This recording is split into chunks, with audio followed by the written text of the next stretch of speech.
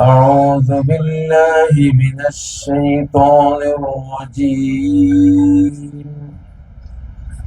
بسم الله الرحمن الرحيم.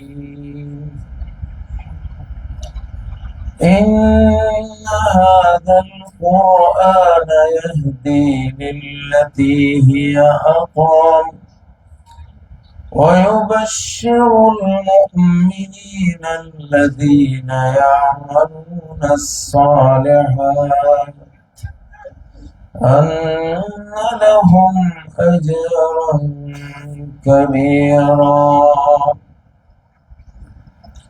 وقال عز من قائل: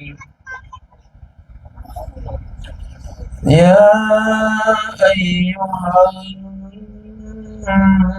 الناس اعبدوا ربكم الذي خلقكم والذين من قبلكم لعلكم تتقون. وقال عز من قائل: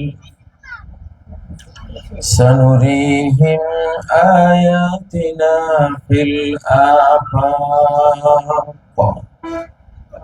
الآفاق وفي أنفسهم حتى يتبين لهم أنه الحق.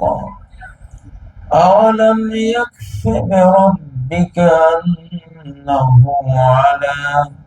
على كل شيء شهيد.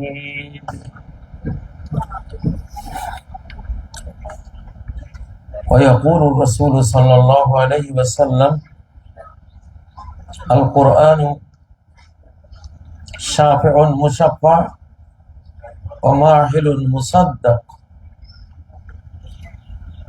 فمن جعله أمامه قاده إلى الجنة ومن جعله وراء ظهره ساقه إلى النار. رواه الألباني في سلسلة الأحاديث الصحيحة. اللهم صل على محمد وعلى آل محمد كما صليت على إبراهيم وعلى آل إبراهيم إنك حميد مجيد. اللهم بارك على محمد وعلى آل محمد كما باركت على إبراهيم وعلى آل إبراهيم إنك حميد مجيد। নুরুল কোরআন model মাদ্রাসা ও ব্যবসায়ীদের উদ্যোগে আয়োজিত নবম বার্ষিক ওয়াজ মাহফিলের সম্মানিত সভাপতি এবং আজকের এই মাহফিলের সম্মানিত মেহমান, প্রধান মেহমান শাইখুল কোরআন করি হযরত মাওলানা রমজান আলী আকরামাহুল্লাহ,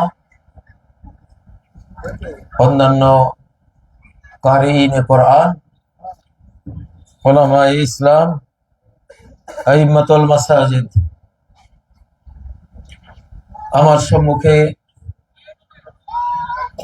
সমবেত আখিরি জামানার, শেষ জামানার, লাস্ট আওয়ারের সম্মানিত মুসলিম ভাইরা, আল্লাহ তাবারাকা ওয়া তাআলার দিকে মুতাওয়াজ্জহ হচ্ছি, যিনি আমাদেরকে মুসলিম হিসেবে এই পৃথিবীতে সম্মানিত করেছেন। আখিরি জামানার নবী মুহাম্মদ সাল্লাল্লাহু আলাইহি ওয়াসাল্লামের উম্মত হওয়ার জন্য আমাদেরকে মনোনীত করেছেন। আলহামদুলিল্লাহ। ইয়া রাব্বি লাকাল হামদু কামা ইয়ানবাগি লিজালালি ওয়াজহিক ওয়া আযীমি সুলতানিক। সম্মানিত উপস্থিতি, একটা যুগ অতিক্রম হয়েছে, পার হয়েছে ইসলামকে শোনার, বোঝার এবং ব্যাখ্যা করার। তখন মানুষ শুনেছে, মন দিয়ে বুঝেছে যে আল্লাহ কি বলছেন, রাসূল সাল্লাল্লাহু আলাইহি ওয়াসাল্লাম কি বলছেন, সেটা শোনা এবং বুঝার যুগ ছিল। আর এখন যে যুগটা শুরু হয়েছে, এই যুগটি মূলত ইসলাম দেখার যুগ। ইসলাম দেখার যুগ, কোরআন দেখার যুগ। আয়াত একেবারে স্বচক্ষে কিভাবে কোরআনের এক একটা আয়াত কাজ করছে, বাস্তবায়িত হচ্ছে, সত্য রূপে সামনে আসছে, এখন এগুলো মানুষ চোখে দেখবে, দেখছে অলরেডি। অতএব আমি চেষ্টা করব আপনাদেরকে কিছু আয়াত দেখিয়ে দিতে, ইনশাআল্লাহ। এখন এই দেখার যে কথা বললাম, এই যুগ শুধু কোরআন শোনা এবং ব্যাখ্যা বুঝার যুগ না, চোখে দেখারও যুগ। এই কথাটাই কোরআনে আল্লাহ বলেছেন, সানুরিহিম আয়াতিনা, আমি শীঘ্রই, সানুরিহিম, সা মানে শীঘ্রই, নুরিহিম তাদেরকে দেখাবো, আয়াতিনা আমার আয়াতগুলো আমি দেখাবো। সুবহানাল্লাহ। এই যুগের মানুষ শুনে কম, দেখে বেশি, সারাদিনই দেখে। ওই যে একজন দেখতেছে, যে দেখে মোবাইলের মধ্যে সারা পৃথিবীটা দেখা যায়, ঠিক না বে ঠিক? سنريهم آياتنا في الآفاق وفي أنفسهم, আমি আমার নিদর্শনগুলো দেখাবো দিক দিগন্তে এবং তাদের নিজেদের মধ্যে। দাজ্জাল যে আসবে, এটা তো আমরা শুনেছি কিনা? দাজ্জাল মানে ভণ্ড। দাজ্জাল মানে কি? ভণ্ড। একটা জিনিসের পরিচয় দেয়, যেমন ফার্নিচারের দোকানে বললো এটা মেহগিনি কাঠ, আসলে ওটা হলো কাফিলা কাঠ। কাফিলা বুঝেন তো? এক এক দেশে এক একটা বলে।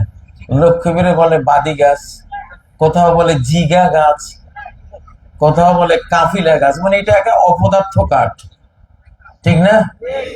এটা ডাল একটা কোথাও রেখে দিলে, একটু রসালা মাটি হলে বাস ওখানে জিগা। এটা আল্লাহ বানাইছে মনে হয় ক্ষেতের বেড়া দেওয়ার জন্য, যেখানে থুইবেন ওখানে জিগা। কিন্তু ফার্নিচার এটা দিয়ে তৈরি হয় না। হ্যাঁ, আজকাল বার্নিশের যুগ, কাফিলা কাঠ দিয়া সুন্দর করে খাট বানাইয়া এমন বার্নিশ করছে, একবারে মেহগিনি কালার, আপনি বুঝবেন না যে এটা আসলে কি, ঠিক না? এই যে বার্নিশ করলো, কাফিলাকে বার্নিশ করে মেহগিনি কাঠ বানাই দিল, এইটারে বলে দাজ্জাল বা দাজ্জাল। বুঝেন না?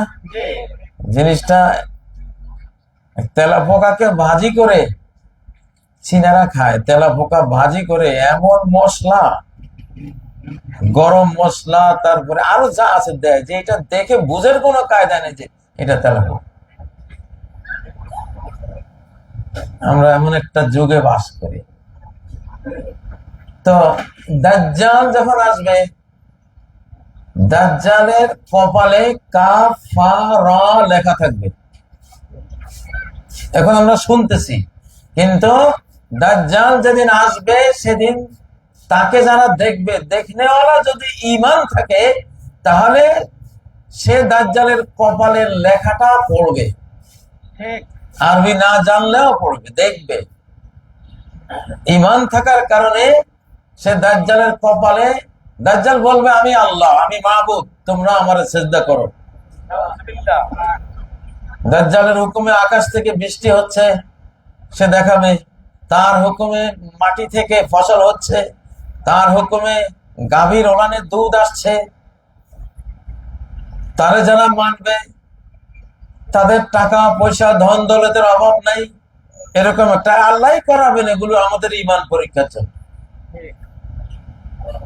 কিন্তু আল্লাহ তাআলা তারে দেখাবেন, যাদের ঈমান আছে তারা বুঝবে যে এই লোকটা একটা ভণ্ড লোক। তার কপালে কি লেখা? কাফারা। সে কাফের। কাফারা মানে কি?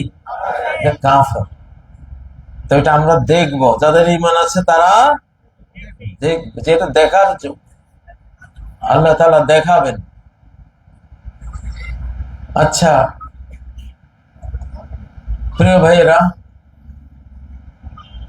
মানুষ ঈমানদার হলে আল্লাহ তাআলা তাকে দুনিয়াতেই একটা সুসংবাদ দেন যে তোমার একটা ভালো পরিণতি অপেক্ষায় আছে, তুমি জান্নাতে যাইবা, জান্নাতে যাইবা। লাহুমুল বুশরা ফিল হায়াতিদ দুনিয়া, তাদের জন্য রয়েছে বুশরা, সুসংবাদ, ফিল হায়াতিদ দুনিয়া, দুনিয়ার জীবনে। সুসংবাদ কি? হাজার হাজার মানুষ, লাখ লাখ মানুষ তার প্রশংসা করবে, তার কানে ওই প্রশংসার আওয়াজগুলি যাবে। আল্লাহ তার দুই কান ভরে দেবেন মিন সানাইন নাস আলাইহি, মানুষের প্রশংসা বাণী দিয়া। লাহুমুল বুশরা ফিল হায়াতিদ দুনিয়া ওয়া ফিল আখিরাহ, দুনিয়াতেও তার জন্য সুসংবাদ, আখিরাতেও কি সুসংবাদ। তাহলে এটা কোরআনের আয়াতের দাবি। তুমি যদি ভালো হও, তোমার দুনিয়াতে থাকতেই তোমার দুই কান প্রশংসা দিয়ে আমি পরিপূর্ণ করে দিই।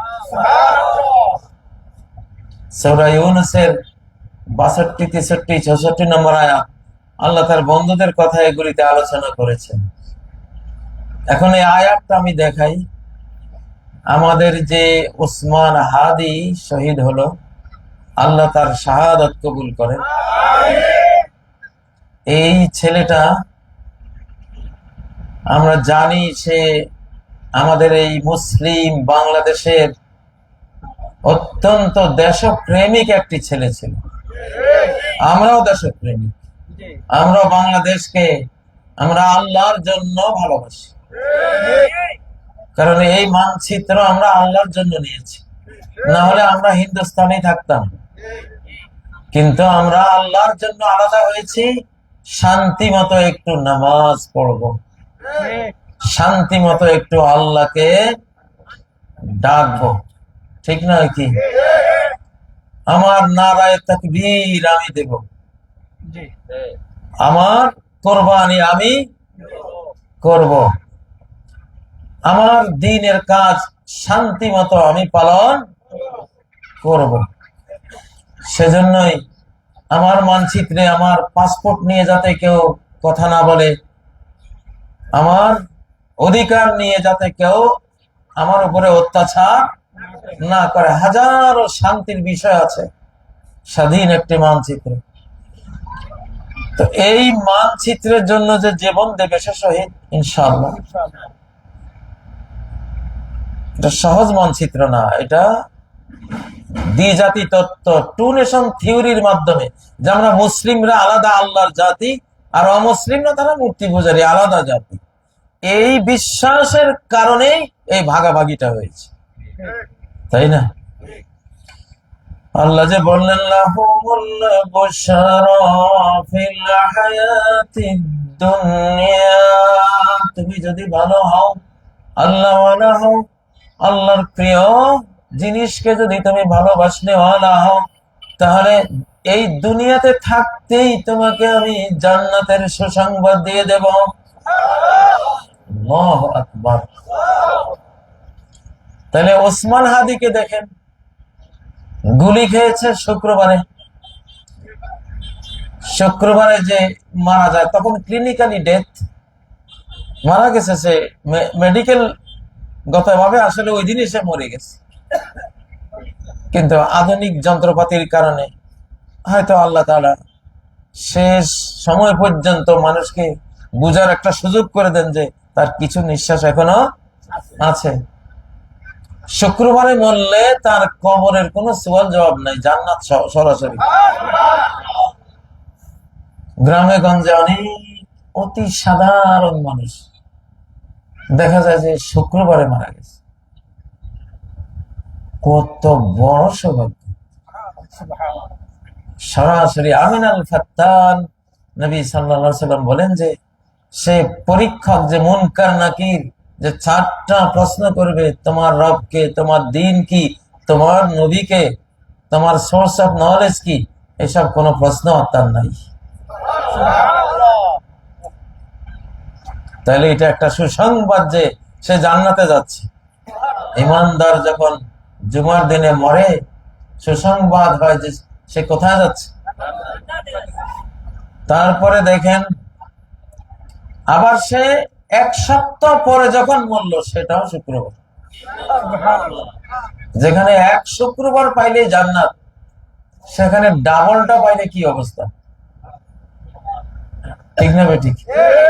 হয়তো যে মানের জান্নাতে যেত, ডাবল জুমাবার হওয়াতে মানটা আরো অনেক।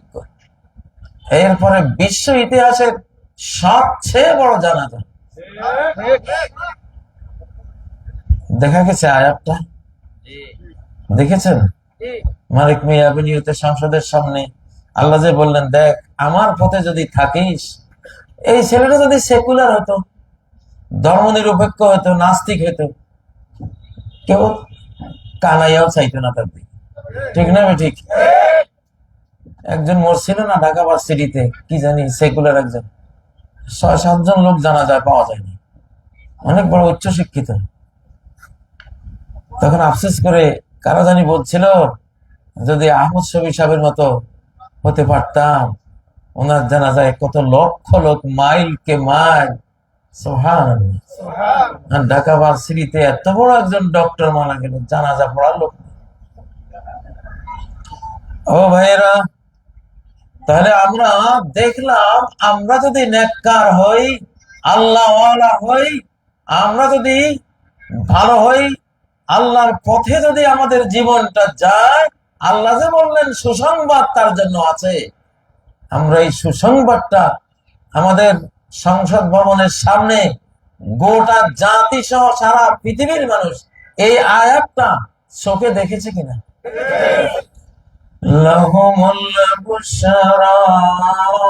তাদের জন্য রয়েছে সুসংবাদ। এখন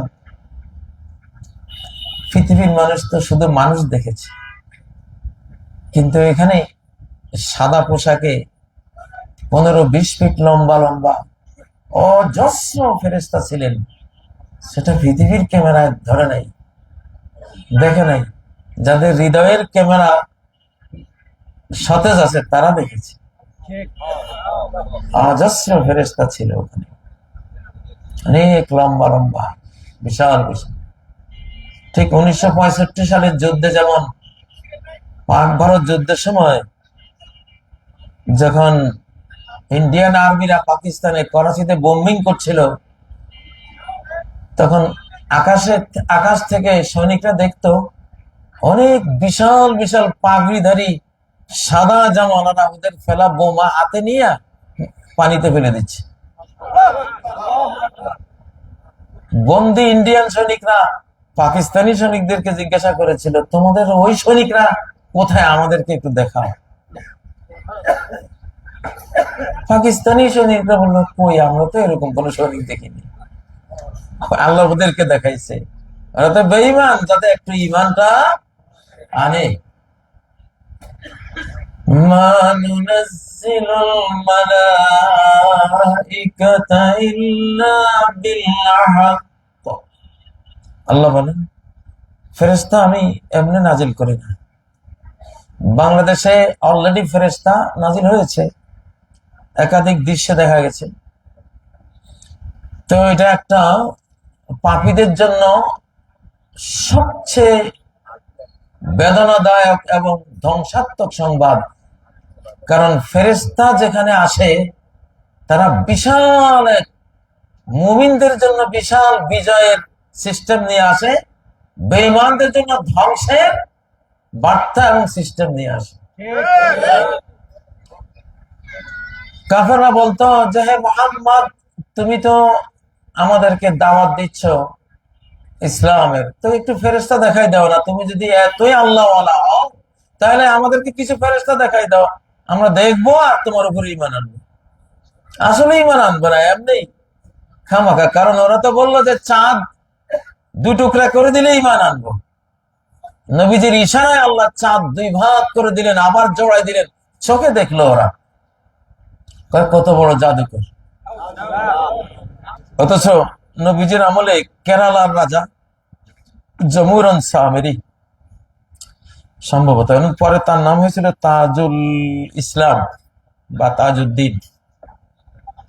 নবীজি যখন ইশারা দেন আর চাঁদটা 2 টুকরা হয়, তখন রাজা আর রানী তারা রাতের বেলা তাদের প্রাসাদের ছাদে বসে বিশ্রাম নিচ্ছিল, বসে বসে গল্প করতেছে। হঠাৎ পূর্ণিমার ছাদে এভাবে 2 টুকরা হয়। উনি চোখে দেখলেন। পরে অনেককে জিজ্ঞাসা করতেছেন যে, এই ঘটনা বিশাল ঘটনা, তোমরা কি দেখছো? উনি ওনার এই চোখে দেখা ঘটনার কোন সাক্ষী খুঁজে পান নাই। পরে ইয়েমান থেকে একদল ব্যবসায়ী যখন কেরালায় আসলে, ভারতের কেরালায় প্রচুর মুসলিম, অনেক মুসলিম, খুব ভালো মুসলিম। তো ইয়েমান থেকে আসা সওদাগর দল তারা বলল যে, হ্যাঁ, আমাদের ওইদিকে একজন নবী, আল্লাহ নবী আসছেন, এমন এমন ঘটনা। ওনাকে লোকেরা বলেছিল, আপনি চাঁদ 2 টুকরা করে দিতে পারলে আমরা ঈমান আনবো। তখন যেহেতু তিনি কোরআনের নবী, কোরআন তেমন একটা কিতাব, এই কিতাব দিয়া চাঁদ 2 টুকরা করে দেয়া যায়। এই কিতাব দিয়া পাহাড়কে স্থানচ্যুত করে গাড়ির মতো চালিয়ে দেয়া যায়। এই কিতাব কোরআন দিয়া এই পৃথিবীকে চূর্ণ বিচূর্ণ করে দেয়া যায়, এমন ক্ষমতা কোরআনের মধ্যে। সূরা রাদের 31 নম্বর আয়াতে আল্লাহ বলেছেন, ওয়ালাউ আন্না কুরআনান সুইয়ারাত বিহিল জিবাল। এমন কোরআন, যেই কোরআন দিয়ে পাহাড়কে চালিয়ে দেয়া যাবে, গাড়ির মতো গতিশীল করে দেয়া যাবে। কোরআনের এই আয়াতের কারণেই, কারণ আল্লাহ তো কাজ করেন কথা দিয়ে, আর কোরআন হলো আল্লাহর কথা। যেহেতু কোরআনে আছে যে এই কোরআন দিয়া পাহাড়কে তার স্থান থেকে বিদ্যুৎ গতিতে আমি চালাই দিতে পারবো, কোত্থেকে কোথায় উড়িয়ে নিয়ে যেতে পারবো, কিয়ামতের দিন এই ঘটনা ঘটবে এই আয়াতের কারণে। কারণ আল্লাহ তাআলা এমন এক অনন্ত শক্তির মালিক, তিনি কাজ করতে কোনো বস্তু লাগে না, তিনি শুধু বলেন, কথা অর্ডার দেন, তার অর্ডারই হলো সেই জিনিস সৃষ্টির উপকরণ, সাথে সাথে সৃষ্টি হয়ে যাবে। আরবিতে বলে কুন ফায়াকুন, হও হয়ে যাবে। ইব্রাহিম আলাইহিস সালামের আগুনকে বলছেন ঠান্ডা হও, ঠান্ডা হয়ে গেছে। উনি কথা দিয়ে সব করেন। আমরা তো বিল্ডিং একটা বানাইতে রড আনরে, বালি আনরে, ইট এত হাজার, সিমেন্ট এত বস্তা, ঠিক না? আর আল্লাহ যদি বিল্ডিং বানাতে চান জমিন থেকে আকাশ পর্যন্ত লম্বা, বলবেন হ, কথা ওনার। অতই কালামুন ওমানেই কালাম, আমার দান, আমার সৃজন, আমার ক্রিয়েশন, আমার যে কোনো নির্মাণ একটা কথা শুধু। আল্লাহু আকবার। সেরকম কিছু কথা এই জন্য আল্লাহ আমাদেরকে দিয়েছেন, সেরকম কিছু কথা আমাদেরকেও দিয়েছেন। সুবহানাল্লাহি ওয়া বিহামদিহি, এটা গেছে এখন কোন না? সুবহানাল্লাহি ওয়া বিহামদিহি, এটা কার কথা?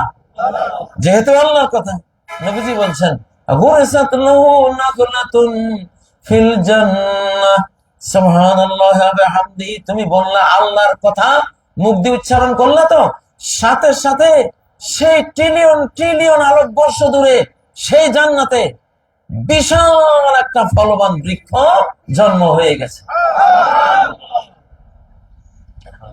আল্লাহর কিছু কথা, সূরা ইখলাস 4টা আয়াত, আল্লাহর কথা 4টা কথা।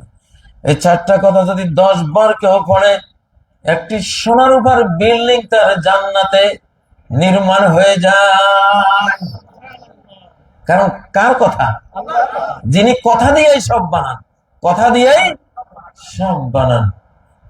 কেমন একখান কিতাব আল্লাহ আমাকে দিচ্ছে, আপনি এই কিতাব দিয়া এইরকম আসমান জমিন 7 আসমানের চেয়েও বেশি আপনার পরকালের জান্নাতের স্পেস, বিল্ডিং, প্রাসাদ, বাগান, ঘর বাড়ি, নদী নালা সব বানাই ফেলতে হবে। কারণ কার কথা? ও ভাইয়েরা, তো কথাটা বলতেছিলাম যে এখন আমরা কোরআনের আয়াত দেখব, কোরআনের আয়াত দেখব। সামনে আল্লাহ যে বললেন সূর্য পশ্চিম থেকে উঠবে, কোরআনে আছে।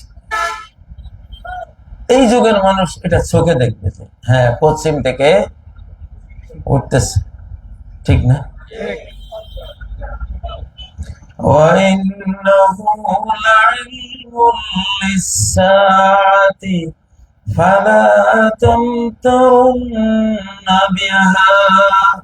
হযরত ঈসা আলাইহিস সালামের কথা শুনতেছেন সবাই, যে উনি ছিলেন, উনি 33 বছরে আকাশে উঠে গেছেন, ঠিক না? কয় বছরে? আকাশে গেলে বয়স বাড়ে না, যা ছিল তাই। 2025 বছর বয়স এখন হযরত ঈসা আলাইহিস সালাম। কত বয়স? 2025 বছর। 2025 সাল না এখন? এই সালটা তো গণনা করা হয়েছে ঈসা আলাইহিস সালামের জন্মদিন থেকে, খ্রিস্টাব্দ যেটা। 2025 সাল মানে কিসের 2025 সাল? 2025 বছর। কোন জিনিসটা 2025 বছর? একদিনে তো কেউ জিজ্ঞাসা করে না। খালি ওযুর মাসলা, গোসলের মাসলা তো জিজ্ঞাসা করেন, ঠিক আছে, কিন্তু কেউ কোনোদিন তো আমারে আজ পর্যন্ত, আমি 40 বছর শিক্ষকতা করছি, 30 বছর রেডিও টেলিভিশন মাহফিল সব প্রশ্নোত্তরের আসরে, হাজার হাজার আসর, বাংলাদেশের সব টেলিভিশন, পিস টিভি, এগুলিতে বক্তৃতা করেছে, কিন্তু কেউ একটা প্রশ্ন এটা করে নাই যে হুজুর 2025 বছর মানে কিসের 2025 বছর? এটা হযরত ঈসা আলাইহিস সালামের বয়স। কার বয়স? দুনিয়াতে থাকলে ওনার বয়স কত হতো? কিন্তু যেহেতু দুনিয়াতে নাই, আকাশের হিসাব আলাদা, ওখানে সময়ের গতি নেই। ওখানে উনি যে 33 বছরে গেছে, সেই 33 বছরের যুবকে এখনো আছেন। 2025 বছরের যুবক, 2025 বছরের তাগড়া যুবক। আপনি যখন জান্নাতে যাবেন, আপনার বাবার বয়স 33, আপনার মায়ের বয়স 33, দাদার বয়স 33, দাদার বাপের বয়স 33, 14 গোষ্ঠী সবার বয়স কত? জামাইয়ের বয়স 33, বউয়ের বয়স, ফুতের বয়স, মুহাম্মদ সাল্লাল্লাহু আলাইহি সাল্লামের বয়স, বাবা আদমের, সব 33 বছরের। বাংলাদেশের এখন যে তরুণ পোলাপানের অবস্থা, জান্নাতে তো কোনো বুড়া থাকতো না। আল্লাহ নবী সাল্লাল্লাহু আলাইহি সাল্লাম এক বুড়িকে বললেন, বুড়ি, আরে কোনো বুড়ি তো জান্নাতে যাবে না।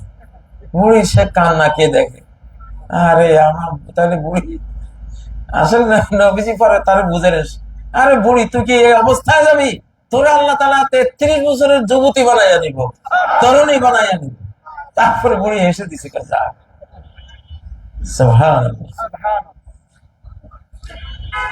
سيماهم في وجوههم من أثر السجود।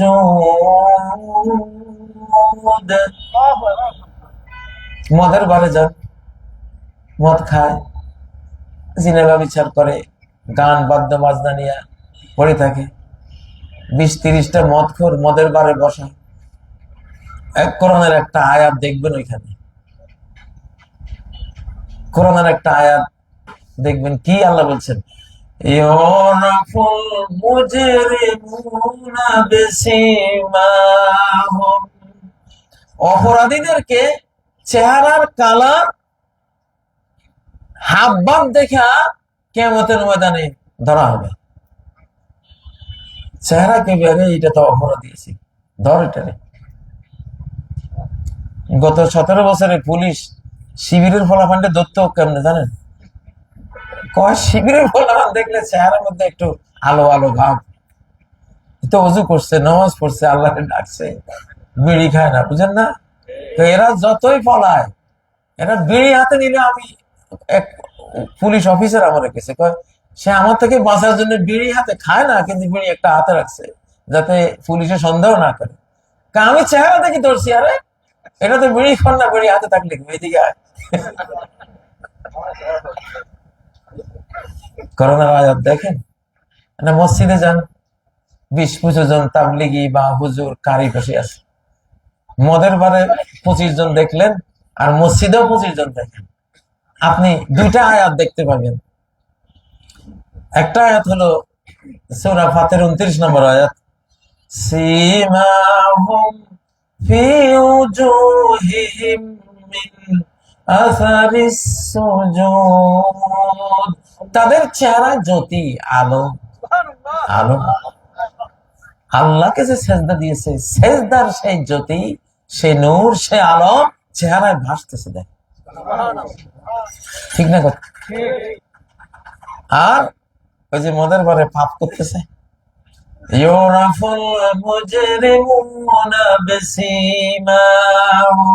তাদের চেহারা, রং ঢং, হাবভাব দেখেই ফেরেশতারা, আল্লাহর পুলিশরা কিয়ামতের দিন অপরাধীদেরকে ধরবে। আর কিছু বয়ান দেওয়া লাগবে না যে হে অপরাধী, কোন ডাটা লাগবে না, ডাটাবেজ লাগবে না, চেহারা দেখে ধরে ফেলবে যে তুই অপরাধী না হলে তোর চেহারারই অবস্থা। ছোটকালে আমি মনে করতাম চোর মানে কালো, আসলে চুরি করতে করতে সাদা মানুষও বিশ্রী হয়ে যায়, ঠিক না? ঠিক। ইমানদার কালো হইলেও কালোর মধ্যেও একটা জ্যোতির্ভাব থাকে, এগুলি দেখা যায়, আল্লাহর আয়াতগুলি দেখা যায়। আচ্ছা, যেহেতু আল্লাহ তাআলা কোরআনের আয়াত দেখাচ্ছেন, এখন বাংলাদেশের সামনে কি দেখবেন, কি দেখতে চান?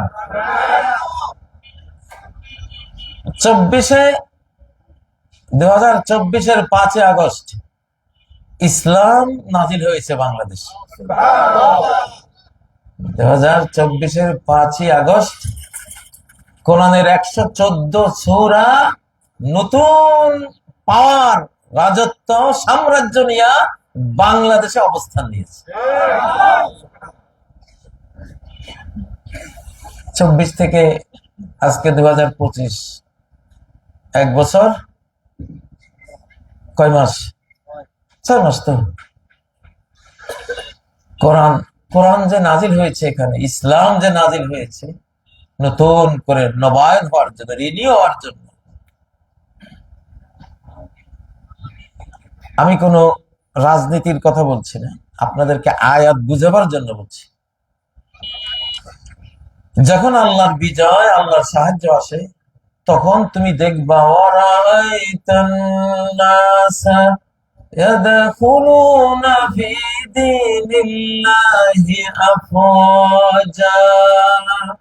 সর্বস্তরের মানুষকে দেখবা আল্লাহর দ্বীনের মধ্যে দলে দলে ঢুকতেছে। 24-এর 5ই আগস্ট আমরা মুসলিমরা বিজয়ী হয়েছি, ঠিক না? আধিপত্যবাদীদের উপরে আমরা বিজয়ী হয়েছি, শিরিকবাদীদের উপরে আমরা তাওহীদবাদীরা বিজয়ী হয়েছি। মস্ত বড় বিজয় এটা। তো আল্লাহর কোরআনের সূরা নাসরের এই আয়াত, 1 নম্বর আয়াতের পরে যে 2 নম্বর আয়াতটা, বিজয়টা যদি আল্লাহর পক্ষ থেকে এসে থাকে, সাহায্য যদি আল্লাহর পক্ষ থেকে তুমি পেয়ে থাকো, দুনিয়ার কোন রাষ্ট্র তোমার সাহায্য করে না। আসলে 5ই আগস্ট আমাদেরকে কেউ, আশপাশের কোন রাষ্ট্র সাহায্য করছে না? কেউ বলতে পারবে না, কোন রাষ্ট্র বলতে পারবে না সেদিন আমি আমার বাহিনীর ওই হাজির ছিলাম। সরাসরি তো সাহায্য যদি আল্লাহর হয়, বিজয় যদি আল্লাহর পক্ষ থেকে পেয়ে থাকো, তাহলে একটা ফল পাইবা। ফল দেখবা, কি দেখবা? কি দেখবা? তুমি দেখবা আন্নাসা, সর্বস্তরের মানুষদেরকে প্রবেশ করছে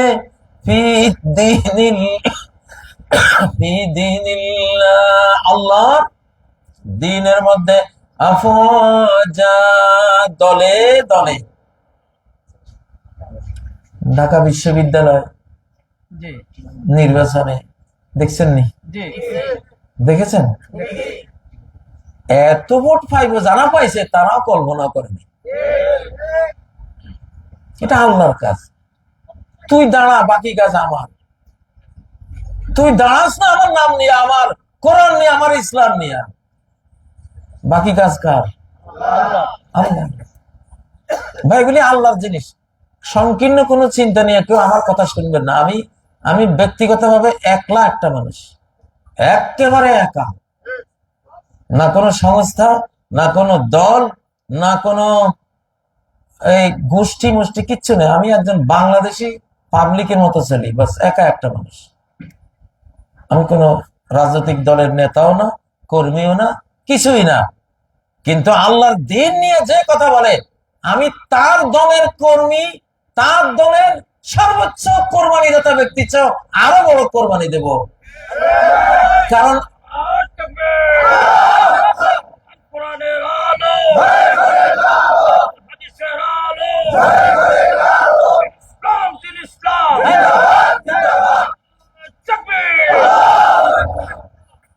আমরা দলের জন্য কাউকে ভালোবাসি না, আল্লাহর জন্য ভালোবাসি। একসময় প্রেসিডেন্ট জিয়াকে ভালোবেসেছিলাম, মন প্রাণ দিয়ে ভালোবেসেছিলাম। কতই চোখের পানি ঝরাইছি জিয়ার জন্য, আমি, আমার পিতা, আমার ছাত্ররা। কারণ এই মানুষটাকে দিয়ে আল্লাহ তাআলা বহু বছর পর্যন্ত এই দেশের স্বাধীনতা হেফাজত করেছে, ঠিক না ঠিক?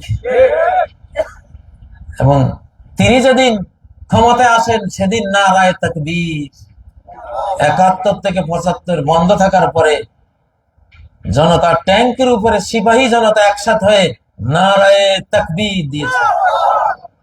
আমরা তো ওই নারায়ে তাকবীরে জিয়া 71 থেকে 75 পর্বে যেটা বন্ধ হয়ে গিয়েছিল, শুধু জয় আর জয় আর জয় বাংলা, সেরেকি স্লোগান ছিল, ঠিক নয় কি?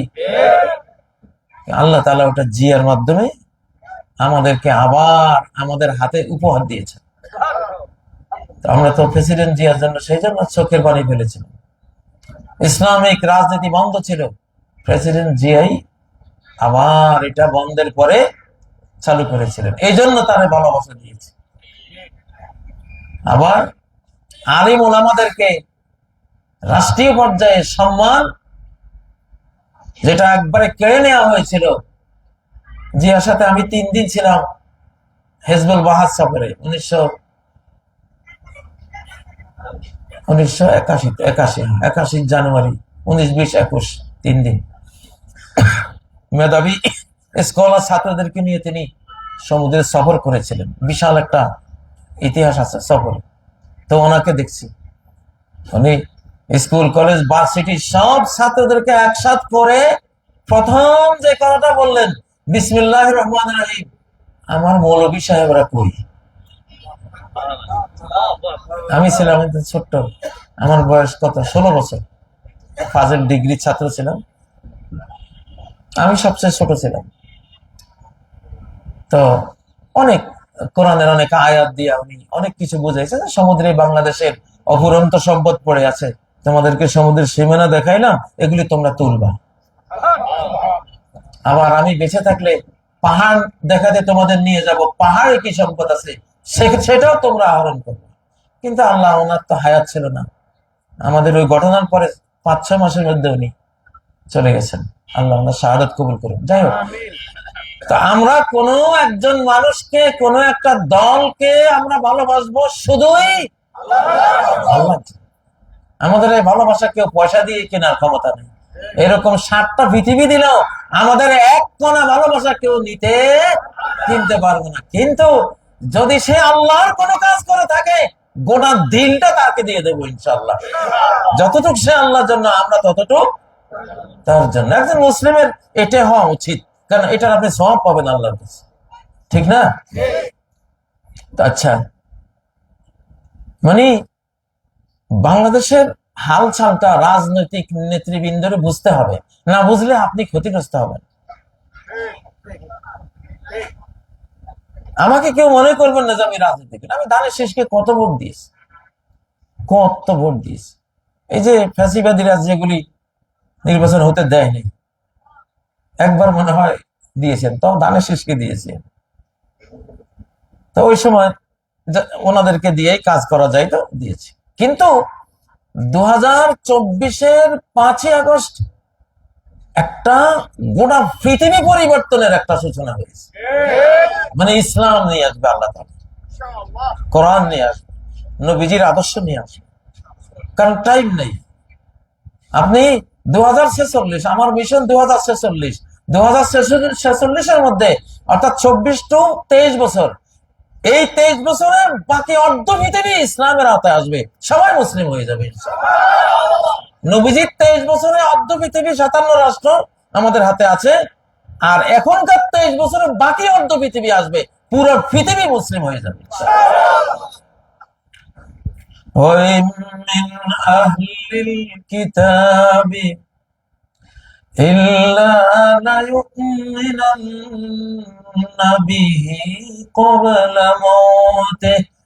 দুনিয়ার মানুষ, সূরা নিসার 159 নম্বর আয়াত, ঈসা আলাইহিস সালাম আসতেছে, আসলে দেখবা আমেরিকানরা সব মুসলিম, ইউরোপিয়ানরা সব মুসলিম, ভারতীয়রা সব মুসলিম, রাশিয়ানরা, অস্ট্রেলিয়ানরা, সারা পৃথিবীর সবাই মুসলিম হয়ে যাবে, একটা লোকও বাদ থাকবে না। চোখে দেখবেন, আপনি চোখে দেখবেন ইনশাআল্লাহ। তাহলে নবীজির 23 বছরে অর্ধ পৃথিবী, আর 24-46 বাকি 23 বছরে বাকি অর্ধেক ফুলফিল। আচ্ছা, আমি যে বললাম এটা শুরু হয়ে গেছে, তো শুরু হইতে গেলে সারা পৃথিবীর মানুষকে মুসলমান বানাইতে হলে কোরআন লাগবে কিনা? ঘরে কোরআন লাগবে কিনা? সকল বিদ্যালয়, কলেজে, ইউনিভার্সিটিতে কোরআন লাগবে কিনা? নবীজির সুন্নাহ লাগবে কিনা? পার্লামেন্টে লাগবে কিনা? তাহলে সে তোমরা 2046-এর মধ্যে 850 কোটি মানুষ যা বেঁচে থাকে, সবাই তোমরা মুসলিম হিসেবে পাইবে। কাজ তো এখন থেকে শুরু করতে হবে। এই জন্যই আল্লাহ যে বললেন, আমার পক্ষ থেকে যদি বিজয় আসে, যদি সাহায্য আসে, তারপরে একটা জিনিস দেখবা,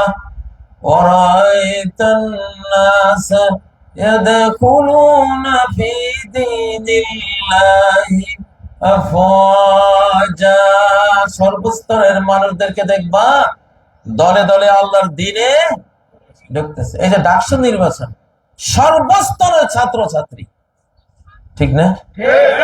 যারা সেকুলার, যারা এমনকি নাস্তিকও ছিল, তারাও এই আল্লাহওয়ালা ফলাফল গুলির ভোট দিচ্ছে। তারা কল্পনাই করে না যে এটা কেমনে সম্ভব। একেবারে ভূমিধস বিজয় না আপনারা কোন কে করছে এটা? তাইলে আমরা দেখলাম তো আল্লাহর পক্ষ থেকে সাহায্য বিজয় যখন নামে, তখন মানুষ দলে দলে আল্লাহর দ্বীনের পক্ষ নেয়, আল্লাহর দ্বীনের পক্ষ নেয়। হাদির জানাজাটা কি আপনারা, আমরা যদি মনে করি এটা জাস্ট একটা জানাজা, নো, এটা আগামী বাংলাদেশের চিত্র এঁকে দিচ্ছেন আল্লাহ। আগামী বাংলাদেশটা এইরকম হবে, যেখানে দিন পাবে, ইমান পাবে, যার মধ্যেই বাংলাদেশ প্রেম, ইসলামের প্রেম, এই মাতৃভূমির প্রেম পাবে, গোটা জাতি সেদিকে চলবে। আমাদেরকে তো মার্কেট বুঝতে হবে, এখন ইসলামের মার্কেট। ট্রাম্পও এখন হাদির পক্ষ নিছে, ট্রাম্প কয় না আমি আছি ওর পক্ষে, কারণ ট্রাম্প তো খ্রিস্টান। খ্রিস্টানরা এখন বাংলাদেশে আসতেছে, আশপাশে আসতে আসুক, ওরা তো আগামী দিনের আমার মুসলমান ভাই, সবার আগে ওরা মুসলমান। হিন্দু, ইহুদি, বৌদ্ধ, ওদের আগে খ্রিস্টানরা মুসলমান। কারণ সূরা মায়দা আল্লাহ বলেছেন ওয়ালা তাজিদান্না আকরাবাহুম মাওয়াদ্দাতাল লিল্লাযিনা আমানু ওয়ালা তাজিদান্না, আল্লাহ বলছেন আমি কসম করে বলছি, শপথ করে বলছি, ও শ্রোতা আমার দর্শক, তুমি অবশ্যই পাবে আকরাবাহুম মাওয়াদ্দা, গোটা মানব জাতির মধ্যে সবচেয়ে ভালোবাসার কাছের মানুষ পাইবা তাদেরকে, আল্লাযিনা ক্বালু, যারা বলে ইন্না নাসারা, আমরা খ্রিস্টান। মুসলমানদের জন্য সবচেয়ে ভালোবাসার জাতি হলো কারা? খ্রিস্টানরা। আল্লাহ নিজে বলছেন যারা খাঁটি খ্রিস্টান, পুতিন, রাশিয়ার পুতিন, সে কিন্তু খাঁটি খ্রিস্টান, হয়তো কোরআন হাতে নিয়ে কথা বলে। তার প্রধান সেনাপতির নাম রমজান কাদিরভ, চেচনিয়ার মুসলমান রমজান কাদিরভ। তার বড় বড় অফিসার গুলি সব মুসলমান, আর দোকানের লগে তার খুব সুসম্পর্ক। তাহলে এই আয়াতটা দেখা যাচ্ছে না? এই যে আল্লাহ বললেন যে দেখবা খ্রিস্টানরা মুসলিম উম্মার সবচেয়ে কাছের বন্ধু একটা জাতি, এই আয়াতটা অচিরে আপনারা দেখবেন ইনশাআল্লাহ। সবচেয়ে ইসরায়েলে গাজায় যে বোম্বিং করে ইসরায়েল, এগুলি বন্ধ হয়ে যাবে ইনশাআল্লাহ। আমেরিকা, ইউরোপ মুসলিমদের সাথে থাকবে। আচ্ছা, তাহলে আমরা কি দেখলাম? 24-এর 5ই আগস্ট বাংলাদেশের স্বধর্ম ইসলাম, জাতীয় ধর্ম ইসলাম, যেহেতু আমরা 90% এখানে, এই ধর্ম বিজয় হয়েছে, মুসলিম জাতি বিজয় হয়েছে, মুসলিম চেতনা, সভ্যতা, মুসলিম কালচার, সংস্কৃতি বিজয় হয়েছে, মুসলিম স্পিরিচুয়ালিটি অর্থাৎ আধ্যাত্মিকতা বিজয় হয়েছে, মুসলিম যেই মেন্টাল অর্থাৎ মনোজগৎ মুসলমানদের, তারা যে আখেরাতমুখী, আল্লাহমুখী, রাসূলমুখী, আল্লাহ প্রেমিক, এই সব কিছুর বিজয় হয়েছে, ঠিক না? এই বিজয়ের কারণে দেখবা সব ধরনের ছাত্র ছাত্রী, কৃষক, শ্রমিক, জনতা কোন দিকে ঢুকতেছে? আল্লাহর দ্বীনে। তাহলে এই আয়াতটা কি আমরা দেখেছি বাংলাদেশে? দেখেছি তো, দেখা শুরু হয়েছে তো। ও ভাইয়েরা, তো এই জন্য এই যুগটা কোরআন দেখার যুগ। কিসের যুগ? কোরআন দেখার যুগ। আপনি দেখবেন প্রত্যেকটা আয়াত কিভাবে বাস্তবায়ন হচ্ছে, আপনারা আল্লাহর রহমতে ইনশাআল্লাহ দেখে দেখে ঈমান আনবেন, দেখে দেখে। সূরা দোখানের 10 নম্বর আয়াত, ফারতাকিব ইয়াওমা তা'তিস সামাউ বিদুখানিন মুবিন, তুমি অপেক্ষায় থাকো, একদিন সারা পৃথিবীর আকাশ খুল্লম খোলা কালো ধোঁয়ায় একেবারে অন্ধকার আচ্ছন্ন হয়ে যাবে। 40 দিন কোন সূর্য মানুষ দেখবে না। বিষাক্ত কালো ধোঁয়ায় সারা আকাশ ছেয়ে যাবে। সূরা দোকান 10 নম্বর আয়াত। এইটা কোন সময় যে দেখিয়ে ফেলেন আপনারা। কারণ পৃথিবী যে আগ্নেয়গিরি, হাজার হাজার আগ্নেয়গিরি মাটির নিচে, মানুষের পাপের কারণে এগুলি আর সইতে পারতেছে না, এগুলি বিস্ফোরণ হবে। এমন কালো ধোঁয়া হাজার হাজার ফিট উচ্চতে এরা নিক্ষেপ করবে যে সারা পৃথিবীর বেষ্টনী করবে, গ্রাস করে নেবে। বেঈমানদের প্রচন্ড অসুস্থতা হবে। সারা পৃথিবীর বেঈমানরা বলবে রব্বানা কশিফ আন্নাল আযাবা ইন্না মুমিনুন, হে রব আমরা সবাই ইমানদার হয়ে গেছি, আপনি আযাব তুলে নেন। ভাই আমার ওয়াজে আর কয়জন হেদায়েত হবে? এখন বড় বড় বক্তা আসতেছে, একটা হলো ওই ধোঁয়াটা বড় বক্তা, এইটা হলো আসল ওয়াইজ। এখন বড় ওয়াইজ। কিছুদিন আগে ভূমিকম্প নামক এক বক্তা আসছিল বাংলাদেশে, কাঁপুনির লগেরে ভাই জীবনে যে পশ্চিম দিকে ফিরে আষাঢ়ও খায় না, সেও নামাজ পড়ছে। না রে, আসার নামাজটা পড়ে ঘুমাই, কি জানি কি হয়। ঠিক না? ঠিক। দোয়া একটা মিডিয়া আমরা বলছি, আল্লাহুম্মা ইন্নী আউযু বিকা মিনাত তারাদ্দি ওয়াল হাদমি ওয়াল গরাকি ওয়াল হারিক। আল্লাহ উপর থেকে পড়ে মরা থেকে বাঁচাও, কারণ লাভ দেয় না ভূমিকম্প হলে। ওই দোয়াতে আছে যে ওটা ভূমিকম্পের দোয়া, উপর থেকে পড়ে যাতে আমি না মরি, আমি লাভটা যাতে না দিই, আমার বাঁচাও। তারপরে ওয়াল হাদাম, নিজের তৈরি বিল্ডিং ভেঙে পড়ে আমি যাতে মারা না যাই, এটা থেকে বাঁচাও। ওয়াল গারাক, আবার যদি পলি মাটির উপরে বিল্ডিং করেন, লাল মাটি না বা শক্ত মাটি না, পলি মাটি, নদী ভরাট করেছেন, পুকুর ভরাট করেছেন, এটা প্রচন্ড ঝাঁকুনি দিলে মাটি তরল হয়ে যায়, মাটি তরল হয়ে বিল্ডিং ডুবে যায় নিচে, সাগরের মতো তলিয়ে যায়। ওই দোয়াতে সেটা আছে, আল্লাহ আমি যাতে ডুবে না যায়, তলিয়ে না যায়, আমাকে বাঁচাও। আবার শর্ট সার্কিট হয়ে, যেহেতু বিদ্যুৎ, সব বিল্ডিং এ বিদ্যুৎ আছে, অনেক সময় আগুন ধরে যায়। ভূমিকম্পে যখন ধ্বংসযজ্ঞ হয়, শর্ট সার্কিট হয়ে কি লাগে? আগুন লাগে। দেখেন আল্লাহ নবীজি আমাদের জন্য, এই যুগের জন্য এই দোয়াটা শিখে গেছে। 4টা পয়েন্ট, 4টাই ঘটে। উপর থেকে লাফ দিয়ে পড়ে তারাদ্দি, আবার বাড়ি ভেঙ্গে ছুড়ে গায়ে পড়ে হাদাম, এটা হয়। আবার লিকুইড মাটি হলে তলায় যায় গরম, আবার শর্ট সার্কিট হলে আগুন লেগে যায়। দেখেন 4টা পয়েন্ট। আল্লাহুম্মা ইন্নী আউযু বিকা মিনাত তারাদ্দি ওয়াল হাদমি ওয়াল গরাকি ওয়াল হারিক। এটা আমার মনে হয় কোটি কোটি মানুষ শিখে ফেলেছে, কারণ শেষ জামানার প্রধান বক্তা হইল ভূমিকম্প, ওই যে দোকান, পশ্চিম থেকে সূর্য উঠা, তারপরে ঈসা আলাইহিস সালামের আগমন, দাজ্জালের আগমন, ইয়াজুজ মাজুজের আগমন, এগুলি এক একটা এত বড় বড় বক্তা, এগুলির মুখোমুখি পড়লে সবাই ইমানদার, সবাই ইমানদার, যে আমরা বাঁচাতে উপায় নেই। ঠিক না? মৃত্যু হলো সবচেয়ে বড় ওয়াইজ। কাফা বিল মাউতি ওয়াইজা, আল্লাহ নবী বলেন মৌতের মতো ওয়াইজ আর কেউ নেই। মরার সময় ফেরাউনও ঈমান আনে। মৌত এত বড় ওয়াইজ, মৌতের সামনে পড়লে পৃথিবীর সব নাস্তিকরা একত্ববাদী হয়, ইমানদার হয়।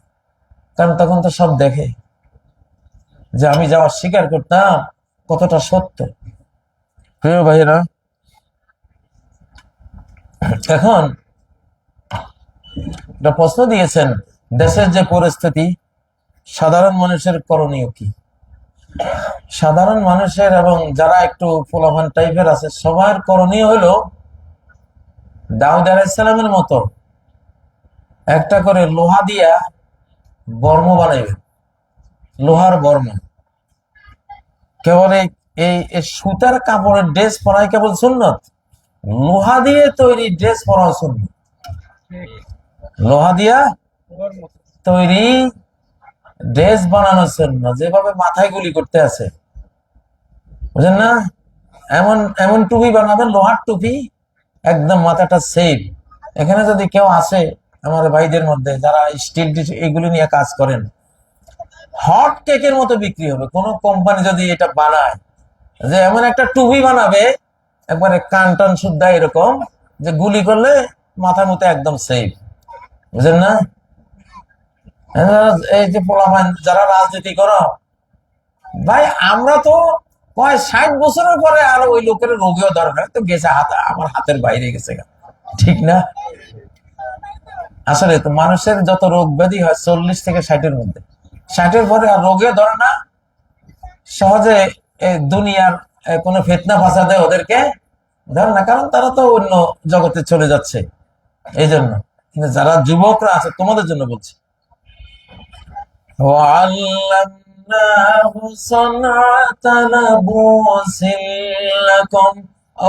মানুষেরা তোমাদেরকে যুদ্ধের হাতিয়ার, তীর, তরবারি, গুলি এগুলো থেকে বাঁচার জন্য আমি দাউদকে লোহার সাজোয়া, লোহার বর্ম তৈরির তালিম দিয়েছিলাম। বাংলাদেশে এটার এখন দরকার আছে না? স্বাধীন দেশপ্রেমিক, দেশ রক্ষা করতে হবে, দেশকে স্বাধীন রাখতে হবে, এটি আমাদের যুদ্ধ, পাস আর কোন যুদ্ধ নেই, ঠিক না? দেশের স্বাধীনতা, সার্বভৌমত্ব, নিরাপত্তা রক্ষার জন্য লড়াই আমরা করব। কারা কারা রাজি আছে? নারায়ে তাকবীর, নারায়ে তাকবীর। জিন্দাবাদ দিন ইসলাম, দিন ইসলাম, দিল্লি না ঢাকা, দিল্লি না ঢাকা, গোলামি না আজাদি, আপোষ না সংগ্রাম, নারায়ে তাকবীর। তো এটাই হলো কথা। আমি একটা সারা বাংলাদেশে এবার মাহফিলে গিয়ে গিয়ে বায়াত দিছি যে স্বাধীনতা, সার্বভৌমত্ব, বাংলাদেশের উন্নয়ন, জাস্টিস, নিরাপত্তা এগুলোর জন্য জীবন দেব, ঠিক আছে? এটা স্বাধীন বাংলাদেশ সংঘ, জাতিসংঘের মতো বানাইছে, এটা স্বাধীন বাংলাদেশ সংঘ। এটা কোনো রাজনৈতিক দল না, ভোট চাইতে যাইতো না, শুধু দেশের জন্য কাজ করবে, দেশের উন্নয়নের জন্য কাজ করবে, দেশের মধ্যে ইনসাফের জন্য কাজ করবে। এটা হলো স্বাধীনতা, তারপরে হলো জাস্টিস, তারপরে হলো উন্নয়ন, 4 নম্বর পয়েন্ট হলো পরকাল। বাস, ইহকাল পরকাল তো আমাদের মূল বিষয়, ঠিক না? তাহলে দুনিয়াতে আছি, বাংলাদেশ স্বাধীন থাকবে, এখানে জাস্টিস থাকবে, এখানে উন্নয়ন থাকবে, আর আমরা বাংলাদেশকে সাজাইয়া গোছাইয়া পরকালকে আমরা সাজাবো ইনশাআল্লাহ। আচ্ছা, স্বাধীন বাংলাদেশ সংঘ, সংক্ষেপে নাম হলো সাবাস। কি সাবাস? সাবাস মানে কি? সাহস। আরে ভাই, ফেরেশতা আছে তো, ফেরেশতা নাজিল হয়ে গেছে তো অলরেডি, ওনারা ওনাদের পরিকল্পনা কি বাস্তবায়ন করবে সারা পৃথিবীর মানুষ কল্পনা করতে পারবে না কি হবে বাংলাদেশে। খালি লাইভটা দেখো, বাংলাদেশে খালি হামলা করবে, হামলা করি দেখোস না, হামলা কর না, তারপরে দেখিস কি হয়। ওইটাই বলতেছিলাম, নুনাজ্জিলুল মালাইকাতা ইল্লা বিল হাক্কি ওয়া মা কানু ইযাম মুনযারিন। বেঈমানরা বলে ফেরেশতা দেখাও, আল্লাহ বলেন আরে আমি ফেরেশতা নাযিল করলে তো তোরা টাইম দেব না, তোরা আমি দুনিয়া থেকে ডিলিট করে দেব, বিদায় করে দেব। তো ফেরেশতারা তো আসে ক্রিমিনাল অপরাধীদেরকে ডিলিট করার জন্য, এই পৃথিবী থেকে মাটির নিচে নেওয়ার জন্য, ঠিক না? ঠিক। সূরা হিজরের 8 নম্বর আয়াত। মাত্র 4 জন ফেরেশতা ছিল লূত আলাইহিস সালামের জাতিকে ডিলিট করার জন্য। কয়জন? তাও যুবক, আমাদের বাংলাদেশি বলাবেন যেগুলি সংগ্রাম করে 14-15 বছর বয়স, এই টাইপের যুবক আসছে। ওরা ওই যুবকদেরকে, ওরা তো খারাপ লোক ছিল, যুবকদেরকে দেখে ধরতে গেছে। ওরা যুবকরা লূত আলাইহিস সালাম ভয় পাচ্ছে। ওনারা বলেন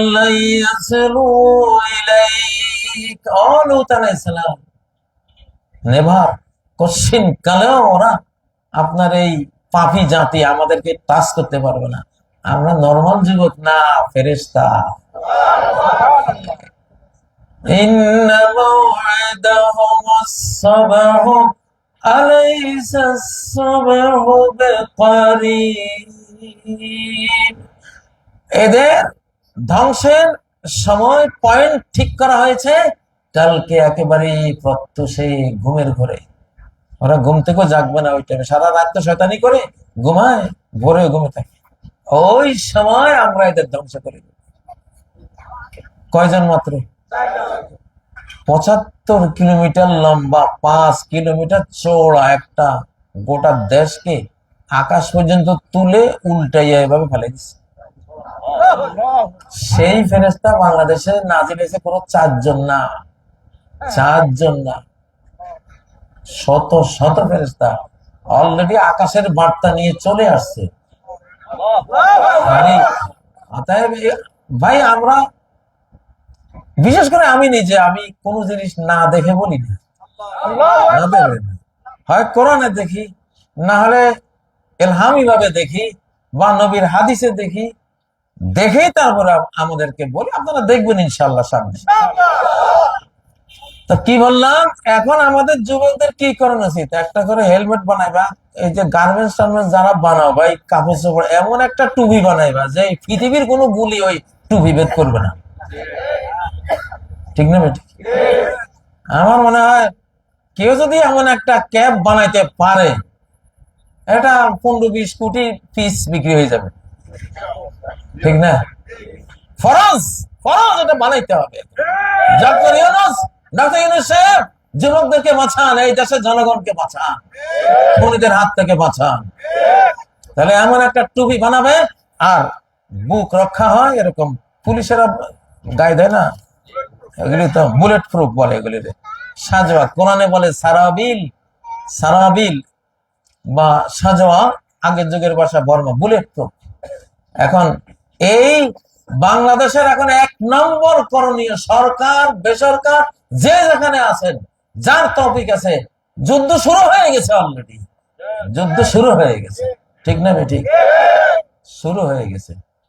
ও ভাই, বুদ্ধি মানে বুঝে কখন ধোঁয়া দেখছে সাথে সাথে লাফালাফি শুরু, আরে কোথায় আগুন দেখ খুঁজে পেল। আর যে বোকা আহাম্মক, সে কই আগুন টাগুন তো নেই, সে বুঝবো যখন দাউ দাউ করে একেবারে টুইন টাওয়ারের মতন আগুন যখন আকাশ তো ওরে কিরে সর্বনাশ, ওই সময় আর দেখে আর বুঝে কোনো লাভ আছে?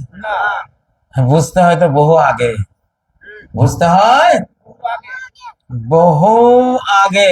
আমি আকাশ থেকে বুঝতেছি যে কিছু একটা যে সামনে আকাশ প্রস্তুতি নিচ্ছে কিসের জন্য।